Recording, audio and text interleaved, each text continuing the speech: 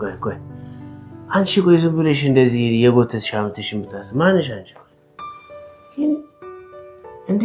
እንዴ አንቺ የአባዬ እዚህ ያስቀመጠልኝ እንግዳ ነሽ አይደል? ኑሐሚን ነው ስሜ። ጎሽ እሺ፣ ነገ ስምሽን ከነ ምንጅላትሽ ትነግሪኛለሽ ከፈለግሽ። እሺ ደህና ደር። እኔ የምልሽ ደህና ደሪ። እሺ በጨለማም እንደዚህ ታምራለች። እሺ ተው ናሁም ተው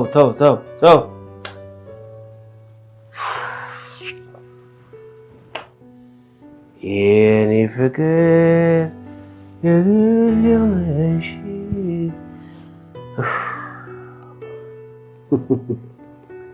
እናችን ነገር ብቻ ስላደረግሽልኝ እንዳመሰግንሽ ፈልገሽ ነበር። ቆይ ግን ለምንድን ነው እንዲህ እስክትሆን ድረስ መጠጥ የምትጠጣው? ምን አገባሽ ማለት ነበር። ይኸውልሽ እኔ ከአምራን ውጪ ሌላ ሴት አይታየኝም። በዛኛውም ማለት ነው የማፈቅረው እሷን ብቻ ነው። አባዬ ደግሞ በፍጹም እንዲረዳልኝ አልቻለም። እሺ ምን ልጨምርልህ? አንቺ ተቀነሽ።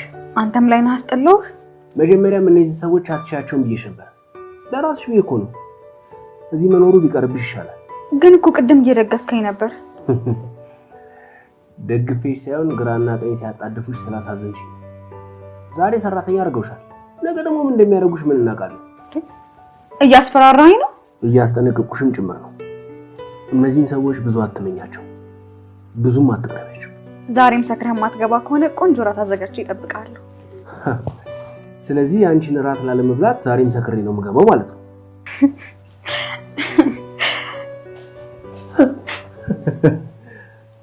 አረ ናሁም ቀልብን ሰብስብ። ጭራሽ ስቃ ታስቀኛለች እንዴ?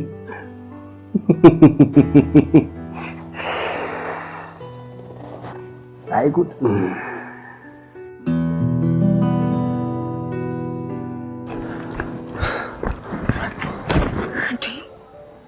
ምን እኔ ቆንጆ አስደነገጥኩሽ? አንተ ሰውዬ ቆይ ለምንድን ነው የማትተወኝ? ነገርኩሽ እኮ ይቅርታሽን ካላገኘው መቼም ቢሆን አልተውሽም። ትሰማኛለህ? ከዚህ በኋላ የምታስቸግረኝ ከሆነ ወደ ህግ ነው የምሄደው። ጨክነሽ ማታረጊው። አንተ ማን ስለሆንክ ነው የማልጨክነው? አሁን በቃ ተወኝ ልሂድበት። ከዚህ በኋላ እንኳን መለቅሽ አይመስልም። እስካሁንም ለለቀቅኩሽ በጣም ይቆጨኛል። ልቀቀኝ እያልኩህ እኮ ነው። አሰማ። አሁንም እኮ የምጠይቅሽ አንድ ነገር ብቻ እኮ ነው። እባክሽ አንድ ድል ብቻ እስኪ። ይኸውልህ እማትተወኝ ከሆነ እጮሃለሁ። በቃ እጮሃለሁ። የሰለ አስጥሉኝ! የሰለ ሊገለኝ ነው። የሰለ አንቺ ተረጋጊ እንጂ ሆነሻል። የሰለ እርዱኝ! አስጥሉኝ! ይህን ስታደርግ ግንኙነትህ መንፈሳዊ ምግባር ይሆናል። በአጋርህ ዘንድ ስውርና ሳይታወቃት የምታሳየው ጠባይ መኖሩን ካስተዋልክ ያንን በፍቅር እቅፍህ አቆየው። ምላሽ ከመስጠትም ተቆጠብ። አለመንቃትና ማወቅ ለረጅም ጊዜ በጋራ ሊኖሩ አይችሉም። ማወቁ በሚያስተውለው ሰው ብቻ እንጂ አለመንቃቱን እያሳየ ባለው ሰው ዘንድ ባይኖርም እንኳን ከጥላቻና ከጥቃት በስተጀርባ ያለው የጉልበት ስፍራ የፍቅርን መኖር ፈጽሞ ሊቋቋም አይችልም። ለአጋርህ አለመንቃት ምናልባት ስሜታዊ ምላሽ ለመስጠት ብትገደድ እንኳን ራስህ አለመንቃት ውስጥ ትገባለህ። የሰጠኸውን ምላሽ ማወቅ እስከቻልክ ድረስ ግን የሚበላሽ ነገር አይኖርም። የሰው ልጅ አሁን ካለበት ሁኔታ ወደ ተሻለ ደረጃ በማደግ ግፊት ውስጥ ገብቶ ይገኛል። ምክንያቱም እንደ ዘር የመቀጠላችን ብቸኛ ዕድል ይህ ነውና። ይህም የማንኛውም የሕይወት ክፍል በተለይ ደግሞ የቅርብ ግንኙነቶችህን የሚነካ ነው። የፍቅር ግንኙነቶች እንደ አሁኑ ዘመን በችግር የተዋጡና በግጭት የተሞሉ ሆነው አያውቁም። ልብ ብለህ ከሆነ እነዚህ ግንኙነቶች እዚህ ያሉት አንተን ደስተኛ ወይም የረካ ለማድረግ አይደለም። የመዳንን ዓላማ በግንኙነት አማካኝነት ለማሳካት እየጣርክ ከሆነም ብዥታ ውስጥ ነህ ማለት ነው። ይሁን እንጂ ግንኙነቱ ደስተኛ ሳይሆን ንቁ ሊያደርግህ እንደሚችል ስትቀበል ግንኙነቱ መዳንን ያመጣልህና በዚች ዓለም ለመወለድ ከሚጠብቀው ከላቀው መንቃት ደረጃ ጋር ራስህን ታሰልፋለህ፣ ታብራለህ። አሮጌ ልማዶችንና አሰራሮችን የሙጥኝ ለሚሉት ግን የፍቅር ግንኙነቶች ለተጨማሪ ስቃይ፣ ጥቃት፣ መምታታትና እብደት ይዳርጓቸዋል። አንተም እንደገለጽከው ግንኙነትን መንፈሳዊ ምግባር ለማድረግ ሁለት ሰዎች ያስፈልጋሉ። ለምሳሌ የትዳር አጋሪ ቅናትና ቁጥጥር የመሳሰሉትን የድሮ ልማዶቹን አሁንም እንደቀጠለባቸው ይገኛል። ብዙ ጊዜ ይህንን ላሳየው በመሞክርም እሱ ግን ለመቀበል ፈቃደኛ አይደለም። ሕይወትን መንፈሳዊ ምግባር ለማድረግ ምን ያህል ሰዎች ያስፈልጋሉ? አጋርሽ ባይተባበር አያሳስብሽ። የአእምሮ ጤንነት መንቃት ወደዚች ዓለም የሚመጣው ባንቺ በኩል ነው። አንቺ ከመብቃትሽ በፊት ዓለም ከብደቷ እስክትላቀቅ ወይም ሌላ ሰው እስኪነቃ ድረስ መጠበቅ የለብሽም። እስከ ዘላለሙ ልትጠብቂ ትችያለሽ።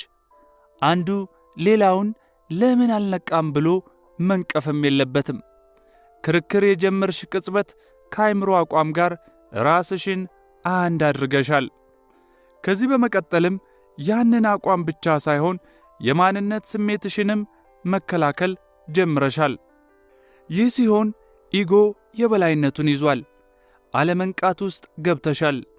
አንዳንዴ ያጋርሽን ባህሪያት ለሱ ማሳየት አስፈላጊ ሊሆን ይችላል። በጣም ንቁ። ሲበዛ አሁን ላይ ከሆንሽ ያለ ኢጎ ተሳትፎ ባህሪያቱን ለሱ ማሳየት ትችያለሽ።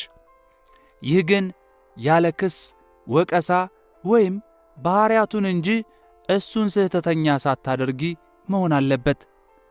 አጋርሽ ከንቃት ውጭ የሆነ ባህሪ ሲያሳይ በምንም አኳኋን አትፍረጅበት።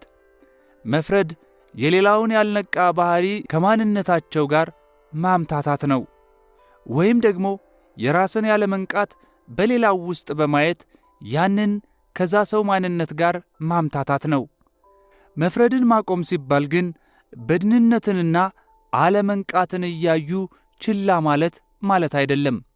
ይልቁንስ ዳኛውና ምላሹን ከመሆን ይልቅ ማወቁን መሆን ማለት ነው።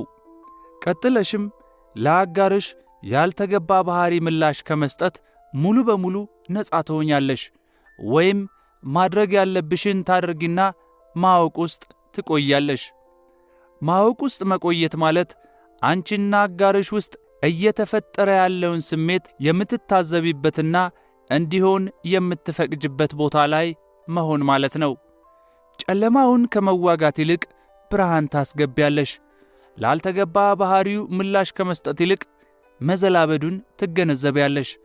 በተመሳሳይ ጊዜም ከሱ አልፈሽ ትመለከቻለሽ። ማወቁን መሆን ሁሉም ነገሮችና ሰዎች እንዳሉ እንዲሆኑ የሚፈቅድ በፍቅር የተሞላ አሁን ላይ የመሆን የጠራ ቦታን ይፈጥራል። መሰረታዊ ለውጥን ወይም ትራንስፎርሜሽንን ሊያመጣ የሚችል ከዚህ የተሻለ መንገድ የለም። ይህን በተግባር ካዋልሽ አጋርሽ ካንቺ ጋር የሚኖርና ያልነቃ ሰው ሊሆን አይችልም። ወይም መሆን የሚችለው ሁለቱን ሳይሆን አንዱን ብቻ ነው። ከነቃ አብሮሽ ይኖራል፣ ካልነቃ ጥሎ ይሄዳል። ሁለታችሁም ግንኙነቱ መንፈሳዊ ምግባር እንዲሆን ከተስማማችሁ በእጅጉ የሚመረጥ ነው።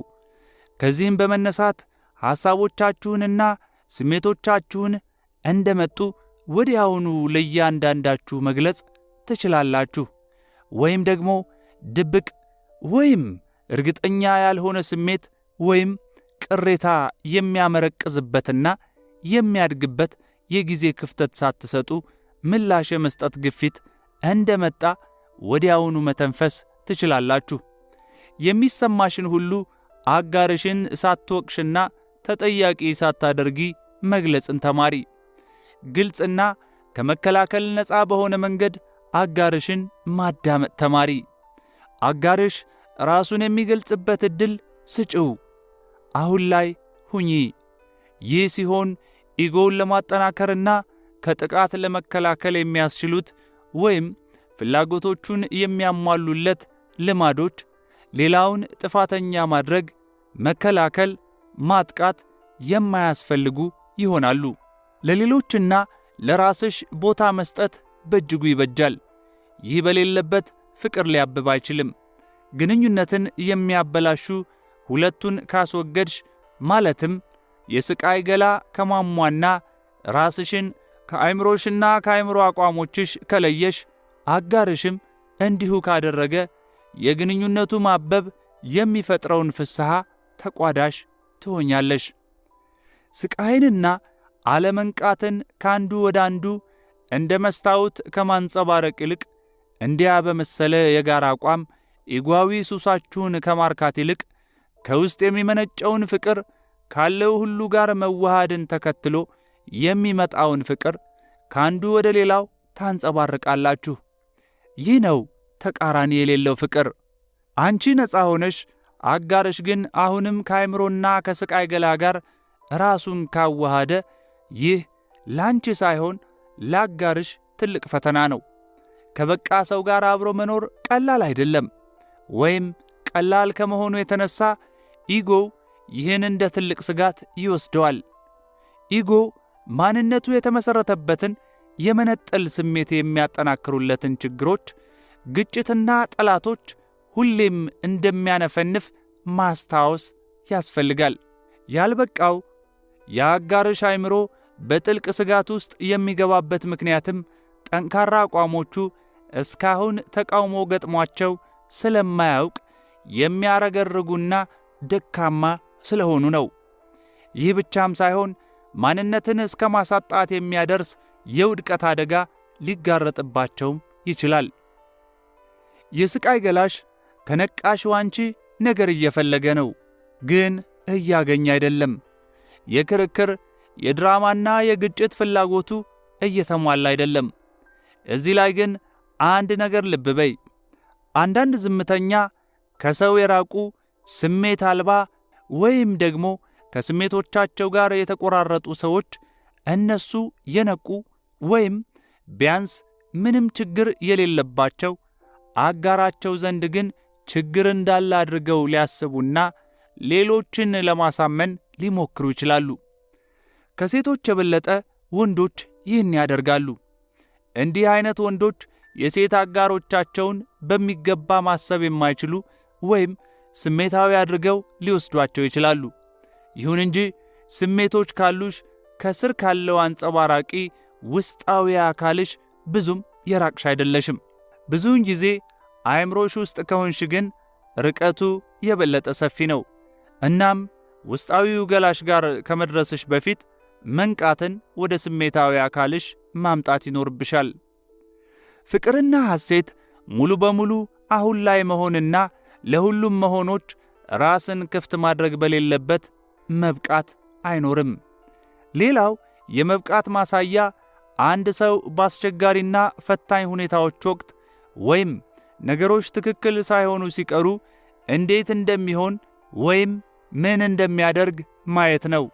መብቃትህ ኢጓዊ ስለ ራስ የተሳሳተ እምነት ማሳደር ከሆነ ሕይወት አለመንቃትህን ይፋ የሚያደርግ ፈተና ወዲያውኑ ትሰጥሃለች። ይህም የፍርሃት፣ የንዴት፣ የመከላከል፣ የመፍረድ፣ የድብርት ወዘተ መልክ ይዞ ሊመጣ ይችላል። በግንኙነት ውስጥ ከሆንሽ ብዙዎቹ ፈተናዎችሽ በአጋርሽ አማካኝነት ይመጣሉ። ለምሳሌ አንዲት ሴት አእምሮ ውስጥ ብቻ ከሚኖርና በጎ መልስ ከማይሰጥ አሉታዊ አጋር ጋር እየኖረች ከሆነ ፈተና ላይ ትወድቃለች። አሁን ላይ መሆን ካለመቻሉ የተነሳ እሷን ማዳመጥ፣ ቀልብና ቦታ መስጠት ስለማይችል ፈተና ላይ ትወድቃለች። በግንኙነቱ ውስጥ ፍቅር አለመኖር በአመዛኙ ከወንድ ይልቅ ለሴት በጥልቀት የሚሰማት ሆኖ የሴቷን የስቃይ ገላ በመቀስቀስ አጋሯን እንድታጠቃ ያደርጋታል። ይህ ጥቃት እሱን ጥፋተኛ በማድረግ በመውቀስ ትክክል እንዳልሆነ በማሳየት ወዘተ ሊገለጽ ይችላል። ይህ ሁኔታዋ በተራው የሱ ፈተና ይሆናል። ተገቢ አይደለም ከሚለው ከሷ የስቃይ ገላ ጥቃት ራሱን ለመከላከል በአእምሮ አቋሞቹ ውስጥ የበለጠ በመመሸግ ራሱን ትክክል ያደርጋል፣ ይከላከላል ወይም መልሶ ያጠቃል። በሂደትም ይህ አድራጎቱ የራሱን የስቃይ ገላ ሊቀሰቅስበት ይችላል። ሁለቱም በዚህ መንገድ ራሳቸውን ለስቃይ ገላ ሲያስረክቡ በስሜታዊ ጥቃትና መልሶ ማጥቃት የሚገለጽ በጣም ጥልቅ የሆነ አለመንቃት ደረጃ ላይ ደርሰዋል። ይህ ሁኔታ ሁለቱም የስቃይ ገላዎች በቂ ቀለብ ለማሰባሰብ ለተወሰነ ጊዜ አረፍ የሚሉበት ሁኔታ ውስጥ እስኪገቡ ድረስ አይቆምም። እስከሚቀጥለው የመጠቃትና መልሶ የማጥቃት ዙር ድረስ። ይህ ሊከሰቱ ከሚችሉ ማለቂያ የሌላቸው ተመሳሳይ ሁነቶች አንዱ ነው። በወንድና በሴት ግንኙነት ወቅት አለመንቃት እንዴት እንደሚከሰት የሚያሳዩ ብዙ ጥራዞች ተጽፈዋል። ብዙም ማለት ይቻላል። ይሁን እንጂ ቀደም ብዬ እንዳልኩት ግንኙነቱ ለምን እንዳልሰራ ካወቅሽ የሚገለጥባቸውን መንገዶች መቁጠር ወይም ማጥናት አያስፈልግሽም። እስኪ ቀደም ሲል የገለጽኩትን የባልና ሚስት ሁኔታ እንደገና እንመልከት።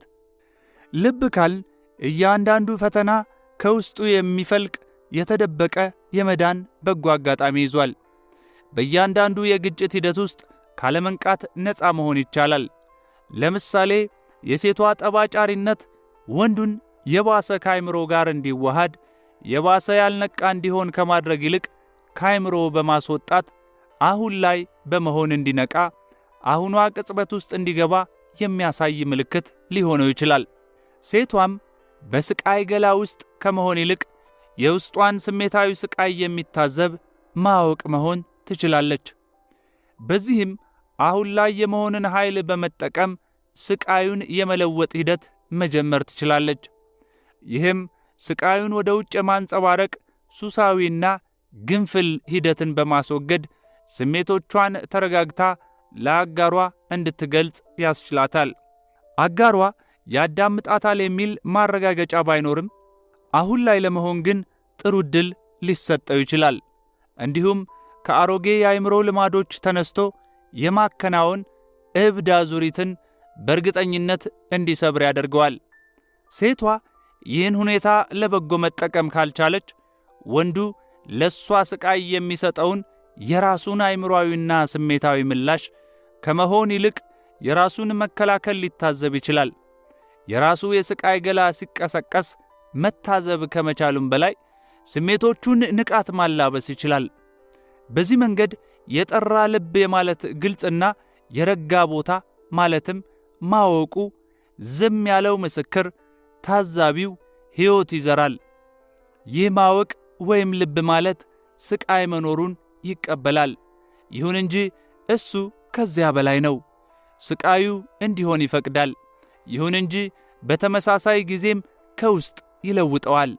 ሁሉንም ይቀበላል፣ ሁሉንም ይለውጣል። በዚያ ማወቅ ውስጥ ከአጋሯ ጋር በቀላሉ እንድትቀላቀል የሚያስችላት በር ተከፍቶላታል።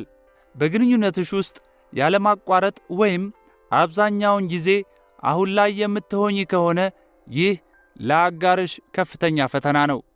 አጋርሽ አሁን ላይ መሆንሽን ለረጅም ጊዜ በመታገስ አለመንቃት ውስጥ መሆን አይችልም።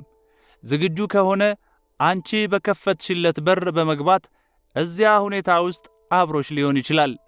ዝግጁ ካልሆነ እንደ ዘይትና ውሃ ትለያያላችሁ። ጨለማ ውስጥ መቆየት ለሚፈልግ ሰው ብርሃን በጣም ኃይለኛ ሕመም ይፈጥርበታል። ሴቶች ለምን ለብቃት ቅርብ እንደሆኑ። የብቃት መሰናክሎች ለወንድም ለሴትም ተመሳሳይ ናቸው ወይ? አዎ፣ ትኩረቱ ግን ይለያያል። አብዛኛውን ጊዜ ለሴት ውስጣዊ ማንነቷን በቀላሉ መስማትና ገላዋ ውስጥ መሆን ይቀላታል። ስለሆነም በተፈጥሮ ለመሆን ቅርብ ናት። እንዲሁም ከወንድ የበለጠ ለብቃት ቅርብ የመሆን አቅም አላት። ለዚህም ነው የጥንት ባህሎች ለቅርጽ አልባና ለመንፈሳዊ እውነታ መገለጫነት የእንስትን ቅርጽና ምሳሌዎች በደመ ነፍስ መጠቀምን የመረጡት። ብዙውን ጊዜ ይህ እውነታ በተፈጥሮ ያለን ሁሉ እንደሚወልድና ተወልዶ እንደ ነገር ሲኖርም ሕይወቱን በመደገፍና በመመገብ እንደሚቆይ ማኅፀን ተደርጎ ይታይ ነበር። ከመጽሐፍት ሁሉ በጣም ጥንታዊውና ጥልቅ ዕውቀት ያለው ዳኦ ደጅንግ ውስጥ መሆንን ዳኦ ሲል የተረጉምና እንዲህ ይገልጸዋል። ማለቂያ የሌላት ለዘላለሙ አሁን ላይ ያለች የዩኒቨርስ እናት። ሴቶች በተፈጥሮ ለዳዎ ቅርብ ናቸው፣ ምክንያቱም ያልተገለጠውን በውስጣቸው ይዘዋልና። ከዚህም በተጨማሪ ሁሉም ፍጥረቶችና ነገሮች ብለው በመጨረሻ ወደ ምንጩ መመለስ አለባቸው። ሁሉም ነገሮች ወደ ዳዎው ይሰወራሉ፣ እሱ ብቻ ይኖራል። ምንጩ እንደ እንስት የሚታይ እንደ መሆኑ በስነ ልቡናና በአፈ ታሪክ እንደምትታወቀው አይነተኛዋ እንስት የብርሃንና የጨለማ ጎኖች ተመስሎ ይቀርባል። እንስት የቅድስት እናትና የጣዖት ሁለት ገጾች አሏት። ሕይወት ትሰጣለች፣ ሕይወት ትወስዳለች። አእምሮ የበላይነቱን ሲይዝና የሰው ልጆች ከቅዱስ ፍሬ ነገራቸው ጋር ግንኙነት ሲያቆሙ እግዚአብሔርን በተባት ምስል ማየት ጀመሩ። ኅብረተሰብ በወንድ ተጽዕኖ ስር ወደቀ፣ ሴትም የወንድ ተገዢ ተደረገች። እንዲህ ስል ቀደም ሲል ወደ ነበረው መለኮትን በሴት የመመሰል ሥርዓት የመመለስን ሐሳብ እያራመድኩ አይደለም። አንዳንድ ሰዎች አሁን ከእንግሊዝኛው ጋድ ወይም እግዚአብሔር ይልቅ ጋደስ የሚለውን ቃል ይጠቀማሉ። ቀደም ብሎ የጠፋውን የወንድና የሴት ሚዛን መልሰው ማስተካከላቸው ነው። ምናልባትም ይህ ለጊዜው የሚጠቅም ምስልና ሐሳብ ሊሆን ይችላል፣ ልክ ለጊዜው እንደሚጠቅም ካርታ ወይም ጠቋሚ ምልክት። ሆኖም ከሁሉም ሐሳቦችና ምስሎች በላይ የሆነውን እውነታ ለማወቅ የምታደርገውን ጥረት ከማገዝ ይልቅ አደናቃፊ ሊሆን ይችላል። እውነት ሆኖ የሚቀረው ግን የአእምሮ አሰራር በመሠረቱ ተባት ሆኖ መታየቱ ነው። አእምሮ ይቋቋማል፣ ለመቆጣጠር ይታገላል፣ ይበዘብዛል፣ የሚፈልገውን ለማግኘት ያባብላል፣ ያጠቃል፣ ለመያዝና የራሱ ለማድረግ ይሞክራል ወዘተ። ከዚህ በመነሳት ነው ብሉይ ኪዳን የድሮውን እግዚአብሔር አባታዊ ተቆጣጣሪ ባለሥልጣን እየፈራኸው መኖር ያለብህ ቁጡ ሰው አድርጎ የሚገልጸው። ይህ የሰው አእምሮ የፈጠረው የእግዚአብሔር አምሳያ ነው።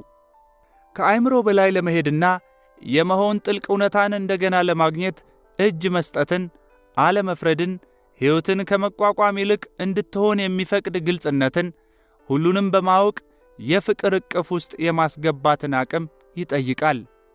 እነዚህ ሁሉ ባሕርያት ከሴቷ መርህ ጋር በቅርብ የተገናኙ ናቸው። የአእምሮ ጉልበት ጠንካራና ደረቅ ሲሆን፣ የመሆን ጉልበት ግን ለስላሳና የሚተጣጠፍ ሆኖ ግን ከአእምሮ የበለጠ ኃይለኛ ነው። አእምሮ ስልጣኔያችንን ሲመራ፣ መሆን ግን ምድር ላይ ያለውን መላ ሕይወት ይቆጣጠራል። መሆን እውን መገለጫው አካላዊ ዩኒቨርስ የሆነው ብልህነት ራሱ ነው። ምንም እንኳን ሴቶች ለሱ ቅርብ ቢሆኑም ወንዶችም በውስጣቸው ስለሚገኝ በቀላሉ ሊደርሱበት ይችላሉ። በአሁኑ ጊዜ አብዛኛዎቹ ወንዶችም ሆኑ ሴቶች በአእምሮ ቁጥጥር ስር ናቸው።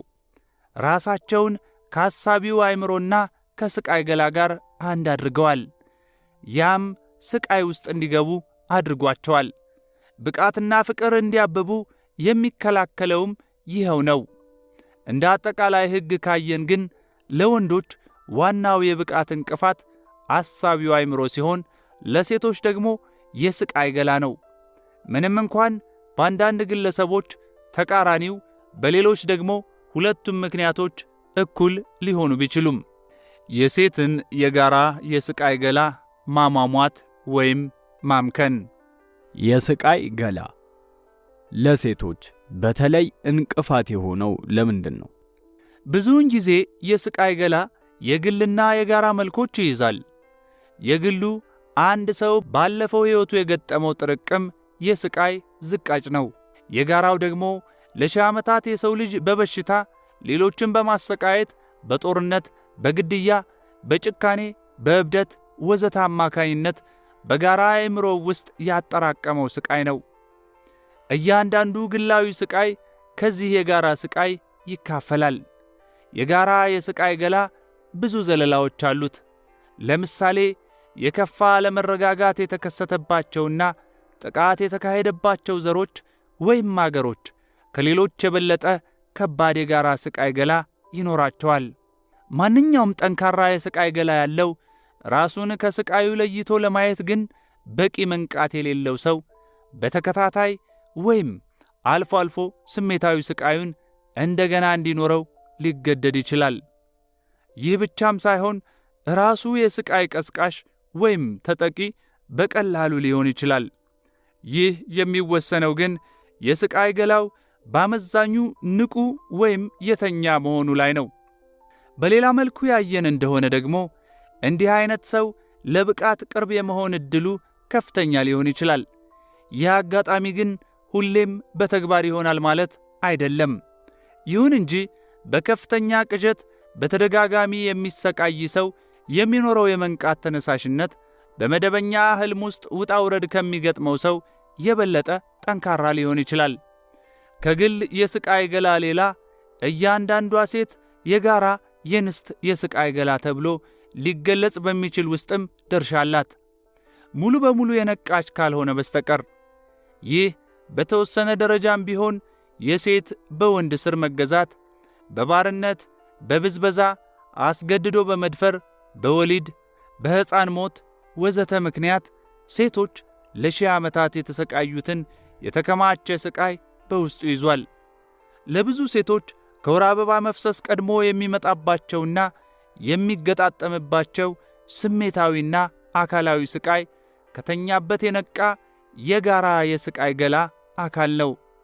ምንም እንኳን የስቃይ ገላው በሌላም ጊዜ ሊቀሰቀስ ቢችልም ይህ ስቃይ የሕይወት ጉልበት በአካል ውስጥ በነጻነት እንዳይንቀሳቀስ ይገድባል። የወር አበባም የዚህ አካላዊ ስቃይ መገለጫ ነው። እስኪ እዚህ ነጥብ ላይ ለጥቂት ጊዜ እንቆይና ለመብቃት እንዴት ጥሩ አጋጣሚ ሊሆን እንደሚችል እንይ። ብዙውን ጊዜ ሴት በወር አበባ ወቅት በስቃይ ገላ እጅ ትወድቃለች። ሳይታወቃት ራሷን ከሱ ጋር አንድ ሊያደርጋት የሚችል በጣም ኃይለኛ የጉልበት ግፊት አለው። ውስጣዊ ቦታዋን የሚቆጣጠር እሷን ፈጽሞ ያልሆነ ግን ራሱን እሷን ያደረገ የጉልበት ስፍራ ቁጥጥር ስር ያደርጋታል። በእሷ አንደበት ይናገራል፣ ተግባራቱን ይከውናል፣ እሷን ሆኖ ያስባል። በሕይወቷ አሉታዊ ሁኔታዎችን በመፍጠር ጉልበት ከሷ ያገኛል። በፈለገው መልኩ ይምጣ፣ የስቃይ ገላ ብዙ ስቃይ ይፈልጋል። ይህን ሂደት ቀደም ብዬ ገልጬዋለሁ። ይህ በተደጋጋሚ የሚከሰት አጥፊና አውዳሚ ሊሆን ይችላል። ይሁን እንጂ ይህ ብርቱ ስቃይ እንጂ አንቺ አይደለሽም። ሙሉ መንቃት ላይ የደረሱ ሴቶች ቁጥር ከወንዶች ይበልጥ አድጓል። በሚመጡት ዓመታትም በበለጠ ፍጥነት ያድጋል። ወንዶች በመጨረሻ ሊደርሱባቸው ይችሉ ይሆናል። ለብዙ ጊዜያት ግን በሴቶችና በወንዶች መካከል የመንቃት ክፍተት ይኖራል። መንቃት መልሰው እየተጎናጸፉት ያለ የተፈጥሮ መብታቸው የሆነ የለውጥ ሂደት ስለሆነ ከወንዶች ይልቅ ወደ እነሱ በተፈጥሮ ያመዝናል። በተገለጠው ዓለምና ባልተገለጠው በአካልና በመንፈስ መካከል ድልድይ ለመሆን በእነሱ በኩል ይመጣል። እንደ ሴት አሁን ዋናው ተግባርሽ የስቃይ ገላን በማሟሟት ወይም በማምከን የማንነትሽ ፍሬ ነገር በሆነው እውነተኛ ማንነትሽና በአንቺ መካከል እንዳይገባ ማድረግ ነው። ለመብቃት ሌላ እንቅፋት የሆነውን አሳቢው አእምሮንም መቋቋምና መቆጣጠር አለብሽ። ይህ የስቃይ ገላን ለመቋቋም የምትፈጥሪው ብርቱ አሁን ላይ መሆን ከአእምሮ ጋር አንድ ከመሆንም ነፃ ያወጣሻል። ማስታወስ ያለብሽ የመጀመሪያ ነገር ይህ ነው። ማንነትሽን ከስቃዩ ማግኘት እስካላቆምሽ ድረስ ከስቃዩ ልትላቀቂ አትችይም። የማንነት ስሜትሽ በስሜታዊ ስቃይሽ ላይ የተመሠረተ እስከሆነ ድረስ ስቃዩን ለመፈወስ የምታደርጊውን ማንኛውንም ጥረት ሳይታወቅሽ ትከላከያለሽ ወይም እንዳይሠራ ለማድረግ ታደቢያለሽ። ለምን? ምክንያቱም በቀላሉ ራስሽን ባለበት ሁኔታ ማቆየት ስለምትፈልጊና ስቃዩም ወሳኝ አካልሽ እንደሆነ አድርገሽ ስለምታስቢ። ይህ ያልነቃ ሂደት ነው። የማስወገጃ ብቸኛ መንገድም ሂደቱ መንቃት ላይ የተመሰረተ እንዲሆን ማድረግ ነው። ስቃዩን ሆነሽ እንደነበር ወይም ከስቃዩ ጋር መጣበቅሽን በድንገት መገንዘብ በጣም አስደንጋጭ ሊሆንብሽ ይችላል። ሆኖም ይህን የተገነዘብሽ ቅጽበት ሰንሰለቱን ሰብረሻል። የስቃይ ገላ የፈጠረው የጉልበት ስፍራ በውስጥሽ ለጊዜው እንደሰፈረ ባዕድ አካል ነው። መፍሰስ ያቆመና ታፍኖ የተያዘ የሕይወት ጉልበት ነው። ባለፈ ጊዜ በተከሰቱ አንዳንድ ነገሮች ምክንያት የስቃይ ገላ መኖሩ እውነት ነው። አንቺ ውስጥ ከሚኖር ያለፈ ስቃይ ጋር ራስሽን አንድ ካደረግሽ ራስሽን ካለፈው ጊዜ ጋር አንድ ማድረግሽም ነው። ይህ የሰለባ ወይም የተጠቂ ማንነትን ያጎላና ያለፈው ከአሁኑ የበለጠ ኃይለኛ ነው የሚል እምነት ያሳድራል። ይህ ግን የእውነቱ ተቃራኒ ነው። ምክንያቱም ሌሎች ሰዎችና እነሱ አንቺ ላይ ድሮ የፈጸሙት ነገር ሁሉ አሁን ላለሽበት ሁኔታ ወይም ለስሜታዊ ስቃይሽ ወይም እውነተኛ ራስሽን መሆን ላለመቻልሽ ተጠያቂ ናቸው ማለት ስለሆነ